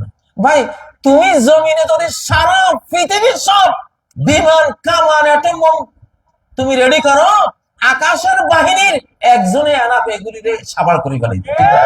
ঠিক না? ঠিক। তাহলে এই টানের ভয় দেখাই লাভ নাই, আমরা এখন আকাশের দিকে তাকাই। কোন দিকে? জমিনেও আছে ইনশাল্লাহ, জমিনেও আমাদের কম নাই। ঠিক না? ঠিক। আর আকাশেরটা তো আছে ইনশাআল্লাহ, আকাশেরটা কারো নাই। মুসলমান ছাড়া আকাশের সাহায্য কেউ পাইব? তাহলে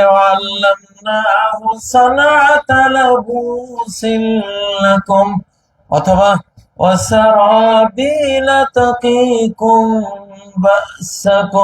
এমন এমন ড্রেস বানাও, বুলেট প্রুফ বানাও, এমন বর্ম বানাও, সাজোয়া বানাও, তাকিকুম বাসাকুম, যা তোমাদেরকে তোমাদের আক্রমণ থেকে, বুলেট থেকে, আঘাত থেকে রক্ষা করবে। ঠিক না? ঠিক। কারা চান এরকম এরকম ক্যাপ, এরকম বুলেট প্রুফ ড্রেস তৈরি হোক? চান? আমাকে সমর্থন জানান। নারায়ে তাকবীর। ডক্টর ইউনূস সাহেব দেখছেন সরকারি ভাবে বানাই দেন এগুলি, চলা আমরা পয়সা দিয়ে কিনবো। ঠিক না? ঠিক। আমি বীরের মতো হাঁটি যাবো, আমার টুপি আছে, আমার ড্রেস আছে, সেফটি আছে নাকি? আল্লাহ নবীজি ওহদের দিনে ডাবল বুলেট প্রুফ পরেছেন। ডাবল কয়টা? 2টা। ওনার লোহার হেলমেট ছিল, ওনার ঘরের মধ্যে এইসব ড্রেস ছিল। আমরা শুধু কেবল কেবল এই সুতার তৈরিগুলি পড়তে শিখছি, এখন লোহার গুলি আমাদের পড়া লাগবে ইনশাআল্লাহ। ঠিক আছে না? নাই? এগুলি হলো জাতির কথা। আপনারা প্রশ্ন দিয়েছেন দেশের পরিস্থিতি অনুসারে কি করণীয়, এই জন্য এটা বললাম। আর হলো ধর্ম একটা দুর্গ, ইবাদত একটা দুর্গ, আল্লাহর জিকির একটা কি, একটা দুর্গ। আপনি আল্লাহর জিকিরের দুর্গে যদি থাকেন, পৃথিবীর কোন শক্তি আপনাকে টাচ করতে পারবে না। আল্লাহর ধর্মের দুর্গে ঢুকবেন। ধর্ম একটা দুর্গ, ইবাদত একটা দুর্গ। এই দুর্গ ভেদ করলে, ভাঙলে আপনার সমস্যা আছে। ও ভাইয়েরা, আল্লাহ নবী দোয়া করতেন, আসলাহলি দীনি আল্লাযী হুয়া ইসমাতু আমরি, আমার দ্বীনকে মেরামত করে দেন, আমার ধর্মকে ইসলাহ করে দেন। এটা হলো আমার জীবনের নিরাপত্তা। জীবনের আদম আলাইহিস সালাম অপমান বেইজ্জতি হয়ে জান্নাত হারিয়েছেন কিসের কারণে? একটা নির্দেশ ছিল, সেটা অমান্য হয়েছে। আল্লাহর হুকুম মানায় ধর্ম। তাহলে তিনি ধর্মীয় দুর্গটা ইবলিসের ওয়াসওয়াসায় একটু ক্ষতিগ্রস্ত করেছিলেন, ঠিক নয় কি?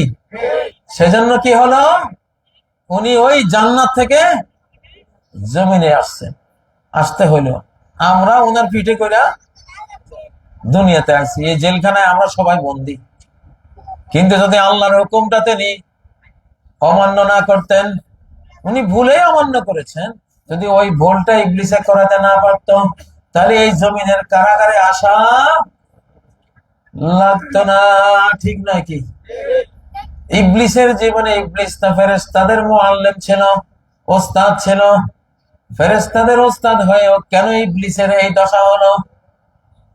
কি হয়েছে? সে ধর্ম নষ্ট করেছিল। কি ধর্মীয় বিধান? আল্লাহ বলছেন আদমরা সেজদা দে, যেহেতু আল্লাহর হুকুম, আল্লাহর হুকুমই ইবাদত, আল্লাহর হুকুম পালনে বন্দেগী, আল্লাহর হুকুম পালনেই হলো জান্নাতি আমল, ঠিক নয় কি? ইবলিসে আল্লাহর একটা হুকুম অমান্য করেছে, চিরতরে সে লাঞ্ছিত, অভিশপ্ত, জান্নাত থেকে বিতাড়িত হয়ে গেল, ঠিক না? কয়টা কয়টা হুকুম? একটা হুকুম অমান্য করলে জীবন শেষ হয়ে যায়। ইউনূস আলাইহিস সালাম কয়টা হুকুম অমান্য করে মাছের পেটে পড়েছিলেন? একটা। আল্লাহর হুকুম ছিল এলাকা ত্যাগ করিও না, তুমি তোমার দাওয়াতি কাজ চালাই যাও, তাদের শাস্তি দেব অথবা মুক্তি দেব সেটা আমার বিষয়, তোমার বিষয় না। উনি ভয়ে পলাইছিলেন, পলাই লেখা যাও। এখন যে জাহাজে করে যাচ্ছেন, জাহাজ তো টলা শুরু হয়েছে, ডুবা ডুবা অবস্থা। জাহাজের নাবিকরা জানতো কোন পলাতক গোলাম এইসব জাহাজে পালাইতে গেলে জাহাজের অবস্থা। এখন পলাতক গোলামকে লটারি দিছে, লটারিতে ইউনূস আলাইহিস সালামের নাম। এখন ওনার যেই গেট আপ সেট আপ, নবুয়তি যেই উজ্জ্বল চেহারা, নুরানি জলজলে চেহারা, যে ফেরেশতার মতো হাবভাব, এটা দেখে ওদের তো বিশ্বাস হচ্ছে না। এরকম ফেরেশতা যদি গুনাহগার হতো, আমরা কি? ওরা আবার লটারি দিছে, আবার পলাতক গোলামকে আবার ওনার নাম, তাও বিশ্বাস করে না। 3 নম্বরে আবার দিছে পলাতক গোলামকে, এখানে আবার ওনার নাম। না, একবার দুইবার তিনবার, আর তো অবিশ্বাস করার কোন সুযোগ নেই। ওনারা দিছে নদীতে, সাগরে ফেলে, সাথে সাথে বিশাল এক তিমি এসে ওনারে পেটের মধ্যে নিয়ে গেছে। সেখানে তো ওই বিখ্যাত দোয়াটা বললেন। কি দোয়া? লা ইলাহা ইল্লা আনতা সুবহানাকা ইন্নী কুনতু মিনাল যালিমিন। আল্লাহ, তুমি ছাড়া কোনো ইলাহ নাই, আমি তোমার পবিত্রতা বয়ান করছি, আমি জালিম, জালিমদের একজন, আমি পালিয়ে গিয়ে জুলুম করেছি। আল্লাহ কি বললেন? এই দোয়াটা যদি না বলতো সে, লালাবিসা ফি বাতনিহি ইলা ইয়াউমি ইউবআসুন, ওই তিমির পেটে কিয়ামত পর্যন্ত থেকে যেত ইউনূস আলাইহিস সালাম। কিয়ামত পর্যন্ত, সিংহার ফুৎকার পর্যন্ত তিনি এটাও বেঁচে থাকতো, উনিও এটার ভিতরে, ওনার কবর এখানে হতো, এখানে থাকতো। সুবহানাল্লাহ। কিন্তু তাসবির কারণে বেঁচে গেছে। প্রিয় ভাইয়েরা, প্রশ্ন শেষ দিকে একটু প্রশ্ন থাকে সাধারণত, মুসলমান হয়ে মন্দির পাহারা দেয়া যাবে কি?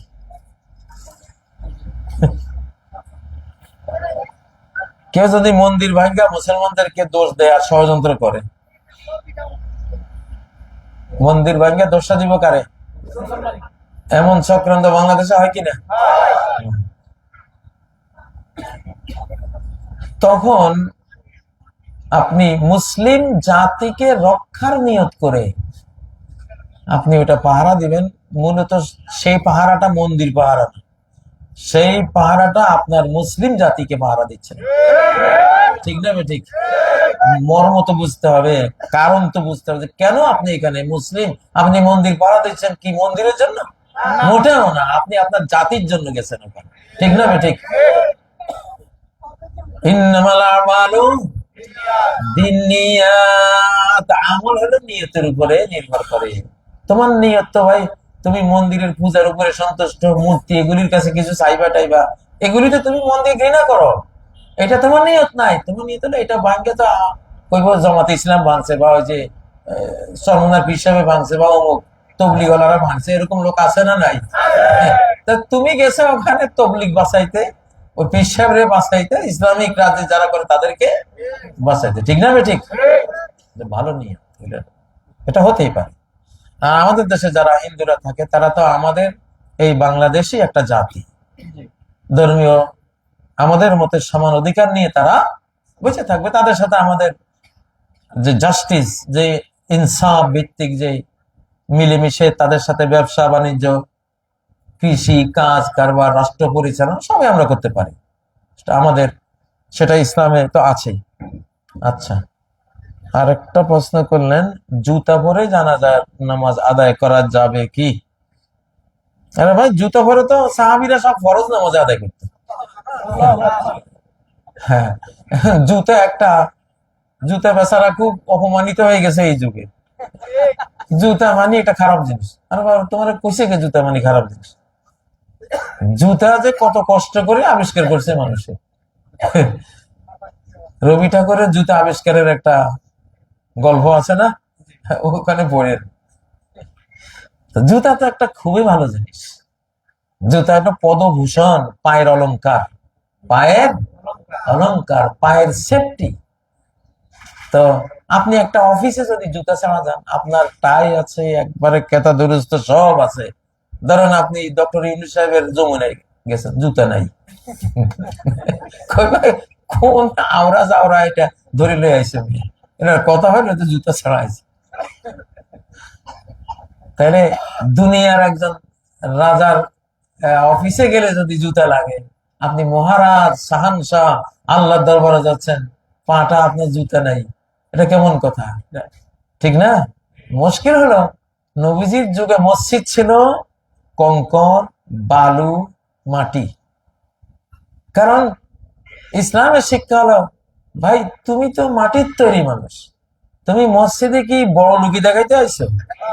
এখানে তুমি আইছো নিজের কপালটা ধুলিবালির মধ্যে লাগাইয়া আল্লাহরে দেখাইবা, দেখো আমার কিচ্ছু নাই, আমার এই কপালটা আজকে আমি তোমার সামনে মাটিতে লাগাই দিছি। বৃষ্টি হলে কাদা লাগছে, নবীজির কপালে লাগতো। বৃষ্টি হলে সাহাবীদের কপালে, নবীজির কপালে কাদা লাগতো।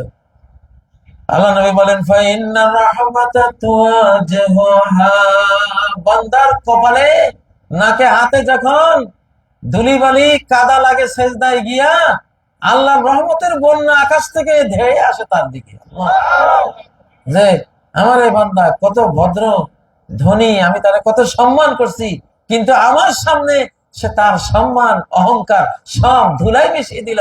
যা, তোর মতো বান্দারে তো আমি চিরস্থায়ী ভাবে আমার সঙ্গী বানায় জান্নাতে রাখবো। ঠিক না বেটি? এই জন্য আল্লাহ নবীর মসজিদ ছিল কাঁচা, মুসল্লি ছিল পাকা, এমন পাকা এক এক মুসল্লির আঙ্গুলের আগুনে রোমান সাম্রাজ্য কেঁপে উঠতো, পারস্য সাম্রাজ্য হেলে উঠতো। ঠিক নয় কি? আর আমরা পাকা পাকা মসজিদে এমন কাঁচা মুসল্লি, আমাদের পাশে বসে একজনে ইয়াবা খায়, আমাকে ডরায়। ঠিক না বেটি?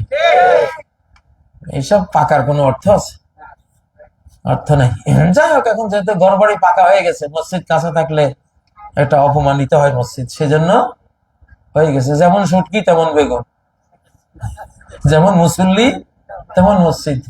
নবীজিরা ওনারা দেখতেন মিয়া মসজিদে ঢুকছি দুনিয়ার মোহ মায়া ত্যাগ করার জন্য, যে দুনিয়ার কথাই আর মনে করবো না, শুধু মসজিদের মধ্যে খেজুর পাতার ছানি ভাঙ্গা সব ইটের কিনা কয় একটা দেয়াল, কতগুলো গাছ দাঁড় করানো, কারুকার্য নাই, কোনো চোখ দাঁড়িয়ে দেওয়ার মতো কোনো নীল নকশা নাই, কিছুই নাই, পরকালের কথা মনে হবে, ঠিক না ঠিক? তো ওনারা তো মসজিদকে দেখতে চাইতেন ওই মনটা তৈরির জন্য, দুনিয়ার মোহমায়ার বাঁধন থেকে যাতে মসজিদে ঢুকলে, মসজিদে দুলিবালিতে বসলে, ধরেন আপনার হাজার হাজার কোটি টাকা ব্যাংকে পড়ে আছে, মসজিদে গিয়ে বসলে কাদা, কি মনে হবে? ঠিকই তো, আসলে তো ঠিকই, কিসের দুনিয়ার জৌলুস, এই দুনিয়ার চাকচিক্য, আজকে মরে গেলে কালকে এরকম কাদামাটির কবরে তো আমার এই পতিত হয়ে যাবে। তাহলে মসজিদ আর কবর আর মাটি থেকে মানুষের সৃষ্টি সিমিলার হচ্ছে কিনা, এক সমান না? সমান রাখা হলো বুদ্ধিমানের কাছে। আমরা বেকুব তো, আমরা এই জন্য আমাদের কোনো জিনিস টাইলস না হইলে আমাদের ভালো লাগে না। কবরে তোমার টাইলস দিব? টাইলস দিলে কি লাভ হবে? টাইলস দিলে কোনো লাভ হবে? যদি আজাব হয়, কিচ্ছু দিল না, কাদার মধ্যে শোয়াই দিল, কিন্তু তোমার নেক আমলে গোটা কবরটা গোলাপ চামেলি বেলি রজনীগন্ধা ফুলে ভরে গেল। ওই যে মাঝে মধ্যে সিরিয়ার এক হাফেজে কোরআন যে মারা গেছে ছাত্র, দুই ভাই, এক ভাই রুজি করে ওই ছাত্রকে পড়াইতো, নিজের বড় ভাইকে হাফেজি পড়াইতো, হাফেজ ভাইও মারা গেছে, কিছুদিন পরে ওই ছেলে যে রুজি করে হয়তো সেও মারা গেছে, দুই ভাইয়ের কবরে একরকম দৃশ্য হয়েছে। আব্দুর রহমান আল হাফার যিনি কবর খুঁড়তেন, তিনি ওই হাফেজের লাশটা কবরে রাখতে গিয়ে দেখেন যে 2.5 হাতের কবর মনে হচ্ছে না হাজার হাজার কিলোমিটার প্রশস্ত, হাজার হাজার কিলোমিটার প্রশস্ত, আর সব বাগান আর বাগান। আল্লাহু আকবার। ওই সময় একদল অশ্বারোহী ঘোড়ায় সাওয়ার লোক এসে তার হাত থেকে লাশটা নিয়ে ফুলের ভিতরে রেখে দিল। উনি এক দৃশ্য দেখলেন। ঠিক কিছুদিন পরে আরেকটা ছেলে এইভাবে মারা গেছে, ও ছোট ভাই, সেম দৃশ্য, হাজার কিলোমিটার মনে হয় বাগান আর বাগান। পরে ওই ছেলের মাকে উনি ধরলেন, আপনার এই দুইটা ছেলের একটা দৃশ্য আমি দেখছি যেটা জীবনে কোনো কবরে আমি দেখিনি, এরা কি করতো? তো মা বললেন যে আমার ওই ছেলেটা কোরআনের হাফেজ হওয়ার জন্য মাদ্রাসায় পড়তো, হেফজে পড়তো, আর এই ছেলেটা রুজি করে তারে চালাইতো। সুবহানাল্লাহ। পরে ওই আব্দুর রহমান কবর খোঁড়ার আমল বাদ দিয়া, পেশা বাদ দিয়া, সে হাফেজ হইয়া কোরআনের ছাত্র বিশ্ববিখ্যাত আলেম হয়েছে। নাম হলো আব্দুর রহমান আল হাফফার। এই যে আজকে যে কোরআনের মাদ্রাসার মাহফিল না এটা, সুবহানাল্লাহ। কোরআন, কোরআন কি কিতাব এটা, আল্লাহ, এটা সবকিছু মিরাকল, অলৌকিক, সবকিছু কি অলৌকিক কিতাব। এই অলৌকিক কিতাব যার ঘরে যাবে তার ঘরে আর কোনো অশান্তি নেই ইনশাআল্লাহ, সব অশান্তি তার শেষ হয়ে যাবে। পরিসংখ্যানে কয় না, মানুষ কম্পিউটার সায়েন্স পড়ায়, কেমব্রিজ ইউনিভার্সিটিতে পড়ায়, এডেক্সেলে পড়ায়, নিউ ইয়র্ক বিশ্ববিদ্যালয়ে পড়ায়, কোটি কোটি টাকা খরচ করে নিজের ছেলে মেয়েকে পড়ায়, পড়ে টড়ে সে জীবনে ছেলে মেয়েটা কইলো ফাদার মাদার ঝামেলা, বৃদ্ধাশ্রমে যাও, তোমার যৌবনে তুমি আনন্দ করছো, সে আনন্দের ফল আমরা হইছি, এখন আমরা আনন্দ করি লই। সি সি সি সি। ওই যে ঐশী নামক একটা মেয়ে মারেও খুন করলো, বাবারেও। যদি কোরআন শিক্ষা দিত তারা, ওই মা বাবা মারা তো দূরে থাক, মিয়া খেদমত করে তো বলেতো না সে, ঠিক না বেটা? ভুল করলে তো ভুলের প্রায়শ্চিত্ত মাসুল তো দিতেই হবে। ও ভাইয়েরা, এখন পরিসংখ্যানে কয় কোটি কোটি টাকা খরচ করে বিজ্ঞানী বানাইলা, প্রকৌশলী বানাইলা, কত ঐতিহাসিক রাষ্ট্রবিজ্ঞানী বানাইলাম, শেষ তোমার কপালে জুটলো বৃদ্ধাশ্রম। আর কয় টাকা খরচ করে হাফেজ বানায়, সারা জীবন পোষে মাকে, সারা জীবন পোষে। ওই যে দুইটা হাফেজের, ওই যে একটা হাফেজ আর হাফেজকে যে পয়সা দিয়া পড়াইতো, দুইটার পরিণতি কি? 2.5 হাতের কবর, 1000 কিলোমিটার প্রশস্ত। এটা হাদিসে আছে, ইউবসাতু লাহু ফি কবরিহি মাদ্দা বাসারিহি। চোখ যত দূর যায় তুমি দেখবা কবর 2.5 হাত, আর ওই কোরআনওয়ালা বা নেককার ইমানদার কবরে শুয়ে দেখবে চোখ যত দূর যায় বিশাল এক সাম্রাজ্য। আল্লাহ, আল্লাহ কি না পারে, আল্লাহ কি না পারে। নবীজি যে মেরাজে গেলেন, এই সফর করে আসতে কয় বিলিয়ন ট্রিলিয়ন কত হাজার কোটি বছর লাগতো। আর নবীজি গেছেন, চলেও আসছেন, তখনও ওজুর পানিটা গড়াইতেছে। যে বিছানা থেকে উঠে গেছেন, বিছানা গায়ের গরমটা এখন রয়েছে। আল্লাহ তাআলা চাইলে সকল অসম্ভব সম্ভব করে দিতে পারেন। তো বাচ্চাগুলি রে, আরে ভাই বাচ্চাকে, বাচ্চার সংজ্ঞা দেই। ধরেন একজনের বয়স 5 বছরের বাচ্চা, আরেকজনের বয়স 50 বছর। 5 বছরের টাকা কোরআন পারে না, 50 বছরের টাকা কোরআন পারে না, দুইটাই বাচ্চা। একটা হলো 5 বছরের, আর একটা কি 50 বছরের। কোরআন যেহেতু পারে না, এগুলিকে জোয়ান বালেক কইয়া লাভ কি হইব, ঠিক না? এটা বুড়া হইয়াও বুড়া হইতে পারে নাই, বুদ্ধিমান হইতে পারে নাই। এই অবস্থায় বললে আবু জাহেলের মতো। আবু জাহেল হয়েছে কেন? এত পাণ্ডিত্য, এত জ্ঞান গরিমা, মূর্খতার বাপ উপাধি কেন পাইল? কোরআন নাই তার জীবনে, ঠিক না বেঠিক? এই জন্য আমি 6000 মক্তব দিয়ে 1 কোটি শিশুরে কোরআন পড়েছি। সে শিশুর মধ্যে বুড়াও আছে, বুড়া শিশু, বুড়ি শিশু, শিশু মক্তব, মহিলা মক্তব, পুরুষ মক্তব, 1 কোটি শিশুরে আমরা পড়েছি। তখন আমার স্লোগান ছিল, যে কোরআন পড়ে নাই সে শিশু, তোমরা তার বয়স দেখো না, 60 বছরের তারও ভর্তি করাইবা, 70-80 বছরের যে তারও ভর্তি করো, তার তো তুমি কোরআন দিবা। তাহলে সে কবরে গিয়ে তোমার জন্য দোয়া করবে, আল্লাহ যে আমার একটা আয়াত শিখাইছে, আল্লাহ এই সবটা তুমি তার আমল নামে দিও, তার উসিলায় আজকে বেঁচে গেলাম, ঠিক না ঠিক? এই জন্য এই যে কোরআনের মাদ্রাসাগুলি, ভাই দুনিয়াতে আমরা আমাদের ছোটকালে আমরা এইসব মাদ্রাসায় যে আসতাম, আমাদের মনের মধ্যে যেটা ভাব থাকতো, আর আমরা যেটা বলতাম, একটা কবিতা বলতাম, আমি দুনিয়া সে ক্যা মতলব মাদ্রাসা হ্যায় ওয়াতন আপনা। এই দুনিয়া দিয়ে কি করব? কোরআন পড়ার এই পাঠাগারটাই, বিদ্যালয়টাই, এই মাদ্রাসাটাই যেন আমার জন্মভূমি। মরেঙ্গে হাম কিতাবো পর ওয়ারাক হোগা কাফন আপনা। যদি ছাত্র অবস্থায় মরে যাই, তো আল্লাহ এই কিতাবের উপরে আমারে মৃত্যু দিও, কিতাবের পৃষ্ঠা পাতা দিয়ে আমার কাফন করে দিও। আমাদের শৈশবে শিশুকালে আমরা এই ভাবাবেগ নিয়ে, ইমোশন নিয়ে আমরা এসব বিদ্যালয়ে আসতাম আর পড়তাম।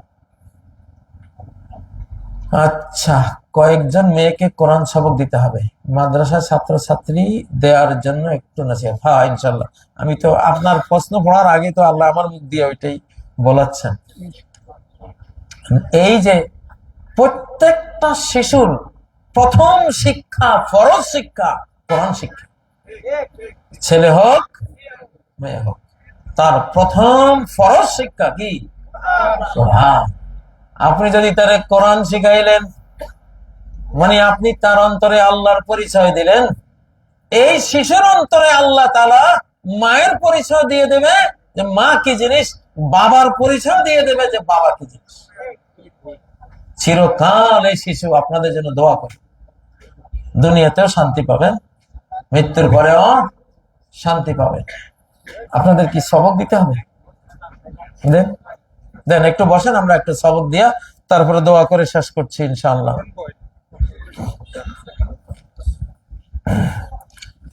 সুবহানাল্লাহি ওয়া বিহামদিহি সুবহানাল্লাহিল আযীম। তোমরা বসো, ওদেরকে বসাই দেন। কোরআনে কারীম, জি, কোন সূরা আপনার? দাও।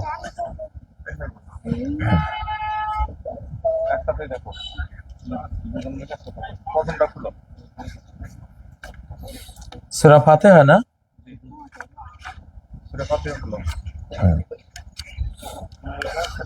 সবাই পড়বেন, সবক কিন্তু সবাইরে দিতেছে, ওরা উছিলা ইনশাআল্লাহ। কোরআনের 2 মিনিটের ছাত্র হইতে পারাও তো নাজাতের উছিলা ইনশাআল্লাহ। 1 সেকেন্ড আল্লাহর কাজে যদি কারো জীবনে থাকে, এটা সুলাইমান আলাইহিস সালামের যে সিংহাসন আকাশে উঠতো লক্ষ লক্ষ লোক নিয়ে, সেই সিংহাসনের চেয়েও বড় সিংহাসন। 1টা সেকেন্ড যদি আল্লাহর পথে কেউ দেয়, কয় সেকেন্ড? 1 সেকেন্ড। আল্লাহ তো হিসাব করবেন, 1 সেকেন্ডকে কয় হাজার ভাগ কইরাও হিসাব করবেন আল্লাহ তাআলা। সুবহানাল্লাহ। জি পড়ো। রব্বি শরহ লি সাদরি ওয়া ইয়াসসির লি আমরি ওয়াহলুল উকদাতাম মিন লিসানি ইয়াফকাহু কওলি। أعوذ بالله من الشيطان الرجيم.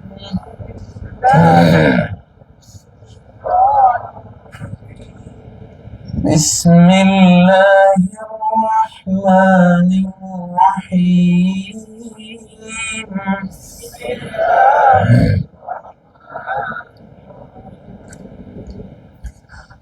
الحمد لله رب العالمين.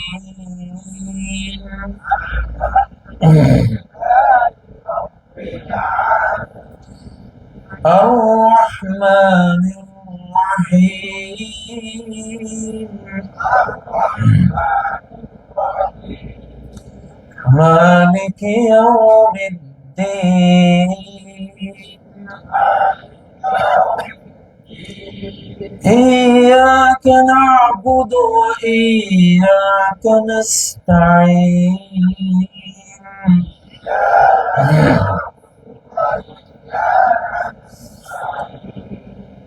اهدنا الصراط المستقيم.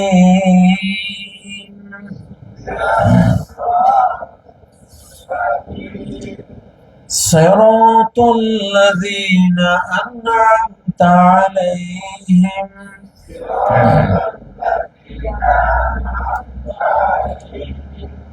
غير المغضوب عليهم ولا الضالين.